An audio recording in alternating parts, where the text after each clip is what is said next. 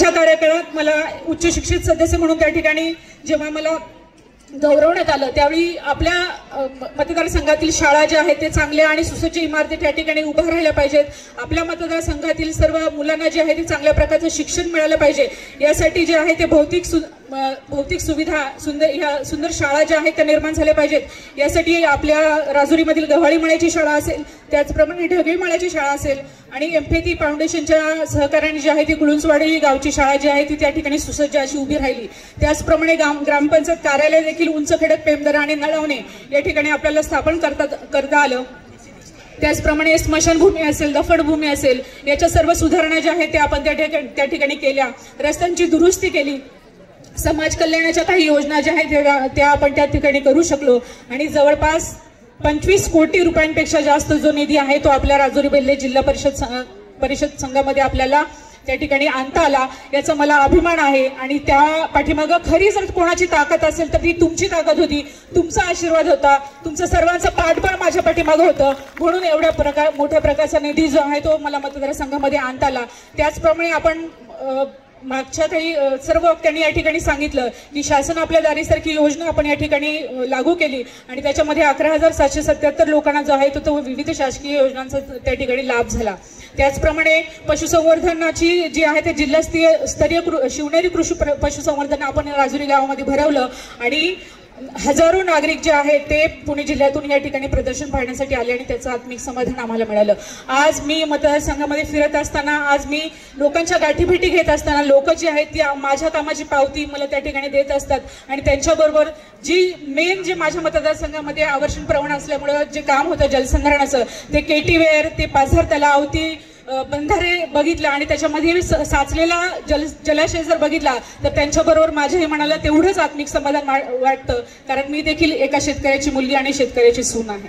त्याच्यामुळं आज 2012 ते 17 नंतर जे आहे ते त्या ठिकाणी ह्या कामांची शिदोरी घेऊन जी आहे ती 2017ची निवडणूक माझे पती वल्लभ शेळके सर त्या ठिकाणी लढले. पण दुर्दैवाने अपक्ष म्हणून त्या ठिकाणी निवडणूक जी आहे ती आम्हाला लढवावी लागली आणि त्याच्यामध्ये आमचा पराभव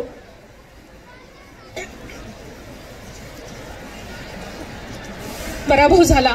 पण ह्या पराभवाने ते आमचं शेळके कुटुंब किंवा सर अजिबात खचले नाहीत, कारण पक्षाच्या विरोधी जाऊन ज्या जनमानसांनी आमच्या प्रति विश्वास दाखवला, आम्हाला पाठबळ दिलं, आम्हाला भक्कम साथ दिली, त्यांचा आशीर्वाद आणि त्यांच्या ऋणातून उतराई होण्यासाठी 2017 पासून माझे पती वल्लभ शेळके सर जे आहेत ते त्या पराभवाच्या दुसऱ्याच दिवसापासून आणि आजपर्यंत आणि आजही जे आहे ते प्रत्येक कुटुंबामध्ये त्या ठिकाणी जे आहे ते प्रत्येकाच्या सुखदुःखामध्ये त्या ठिकाणी त्यांचा वेळ देतात, त्यांच्या अडीअडचणी समजावून घेतात आणि त्यांची संकट जे आहेत ते दूर करण्याचा प्रयत्न करतात.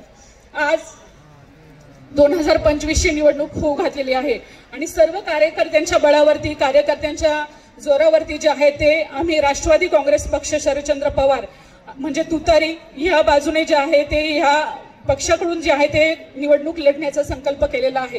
का तर तुम्हा सर्वांची साथ आमच्या पाठीमागे आहे हे आम्हाला तितकंच माहिती आहे आणि तितकी त्याची खात्री आहे, तुमच्यावरती विश्वास आहे, म्हणून या निवडणुकीला आम्ही सामोरे जात आहोत. आज तुम्ही जर मला म्हणताय की एक अभ्यासू सदस्य आहे, मी लोकांच्या गाठीभेटी घेत असताना ह्याच लोकांशी बोलून जे आहे ते आजही मतदारसंघामध्ये जरी काही चांगल्या प्रकारची कामं झाली असली तरी आजही काही प्रश्न जे आहेत ते प्रलंबित आहेत. मग त्याच्यामध्ये रस्त्यांच्या अडचणी, कारण आपण दैनंदिन व्यवहार जो आहे तो त्या रस्त्यांच्या मार्फत मालाची वाहतूक असेल ही रस्त्यांयोगेच होत असते. त्याच्यामुळे रस्त्यांचं बळकट जाळं जे आहे ते आपल्याला ह्या राजुरी बेल्हे मतदारसंघामध्ये विणायचं आहे. त्याचप्रमाणे आणे पठार भाग असेल तर आणे आणि बेल्हा PSC मध्ये बऱ्यापैकी अंतर आहे. मग आण्यामध्येच आपण जर एखादं आरोग्य केंद्र उभारू शकलो तर त्याही ठिकाणी त्याचाही आपण जो आहे तो त्या ठिकाणी प्रयत्न करणार आहे. उपकेंद्रांच्या बाबतीत गुळुंचवाडी असेल, गुंजाळवाडी असेल, उंच खडक असेल या ठिकाणी आपल्याला उपकेंद्र त्या ठिकाणी उभारायचे आहेत. त्याचप्रमाणे जे आहे ते अनेक सभामंडप असतील, रस्ते असतील हे आपण केलेले आहेत आणि अजूनही काही लोकांची इच्छा आहे त्याप्रमाणे आपण नक्कीच ते पूर्ण करा. आणि अजूनही काही लोकांशी आम्हाला त्या ठिकाणी भेटायचं राहिलेलं आहे. उर्वरित लोकांना भेटून तिथल्या समस्या जाणून त्याही सोडवण्याचा संधी मिळाल्यानंतर त्या संधीचं सोनं कसं करायचं हे मला चांगलं माहिती आहे आणि तुम्हा सर्वांची मार्गदर्शन आणि तुम्हा सर्वांची साथ ती माझ्याबरोबर असणारच आहे आणि त्या दृष्टीने जे आहे ते सर्व समस्या सोडवण्याचा आणि चांगली कामं करण्याचा आणि संधी मिळाल्यानंतर नक्कीच हा मतदारसंघ जो आहे तो विकसित आणि आधुनिक करण्याचा मी नक्कीच प्रयत्न करेल अशा प्रकारचे ह्या निमित्ताने आश्वासन देते.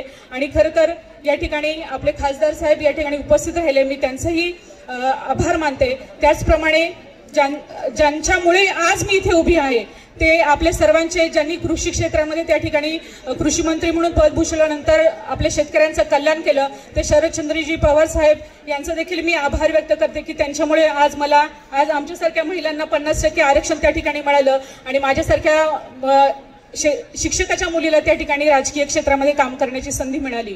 त्याचप्रमाणे आपल्या संसदेतनं दुसऱ्या खासदार सुप्रियाताई सुळे यांचं देखील मी आभार मानते की त्यांच्यामुळे आज आम्हाला त्या ठिकाणी एक मार्गदर्शन आणि आयडियल एक व्यक्ती आमच्या समोर त्या ठिकाणी उभी आहे, ज्यांच्याकडे बघून आम्ही आमचं कामकाज जे आहे ते चांगल्या पद्धतीने या ठिकाणी देऊ शकतो.